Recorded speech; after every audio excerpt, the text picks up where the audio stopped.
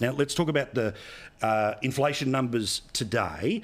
Now, the Reserve Bank, it's got to cut. It really does. Yes. Because we are at this point in time where, and I don't want to give the Prime Minister a leg up, and I don't think it gives the Prime Minister a leg up. I truly don't. But we're in a per capita recession and have been for 18 months with normal people. The amount of money that they are spending on interest rates is crippling, and we've seen all of the different consequences that extend through to choices about food, medicine, and difficulties of people going back to school. Do you think that they're in a position where they're going to be forced to it, or are we falling into the political trap that the Prime Minister and his team want to play, which is in the same way interest rates was exclusively the decision of the moustache-twirling, monocle-holding, out-of-touch millionaire Reserve Bank governor? That's only when they go up, Paul. Yeah, that if Michelle Bullock doesn't, then she gets put back into that hole, and basically it's not the government, it's the RBA, the RBA, the RBA. Well, I think it's not to be overlooked that there's the new board in place. And what the dynamics of that are going to be, I don't know.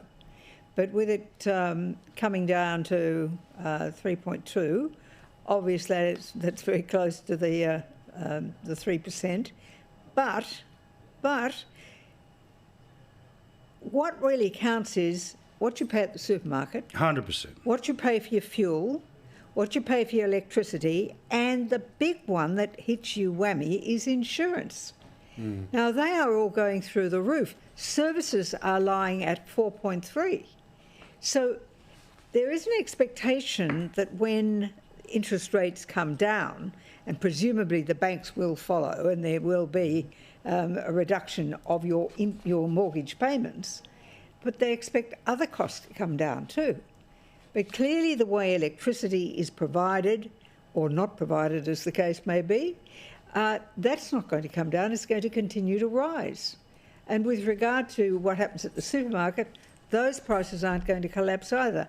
Vegemite, which used to be $5, will still be $7.30. So the expectation, I think, that people have is that should interest rates come down, then we'll see a lowering of the cost of living. I don't think that's the case. I think there will be a relief of pressure on mortgage, and every percentage point that comes down is a relief to people, because it really has been hard, so and will remain hard. And I think some of those high employment figures are counting people who have two jobs, not one job. Yeah, I mean, look, part of what I'm trying to calculate as we speak here, right? In December 2022, insurance went up by 5 points. Yeah. In December, it went up by 8.1 points, and in December of last year, it went up by 5 points. All right? So, according to my rough number here, it's about 18.3% that it's gone up since the last election. This is the fundamental political problem for the Prime Minister, is that, today's indice might lead to tomorrow's decision, but the lived experience is when it comes to that particular slice of the economy, and I can do the same for, milk, bread, eggs, all the rest of it, right?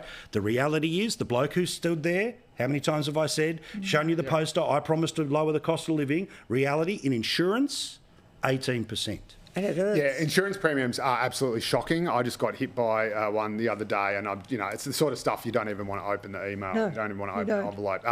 I think that is just shameless price gouging. I do not think that's not market forces. That's exploiting, I think, the cost of a high inflation environment where they think, now's our time to do it. Because let's not forget, insurers have been doing this for decades. This is not something that has just happened over the last 18 months or 2 years. This is something that was talked about when John Howard, of course, very famously said we need to help people pay for private health insurance because the premiums are just far too high.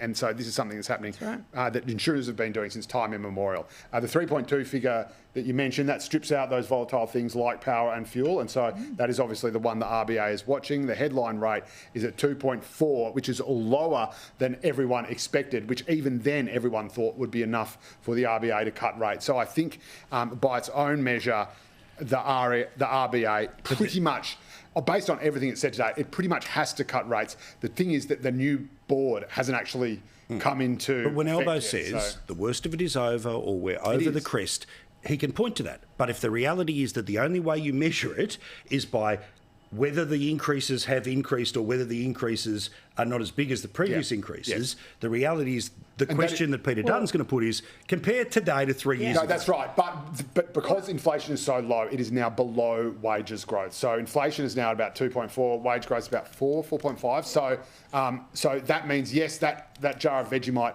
will not go lower, okay? Getting But your inflation under capacity to control pay for just it. means it rises If you're in the slower. public sector and got a pay rise. But it won't come down.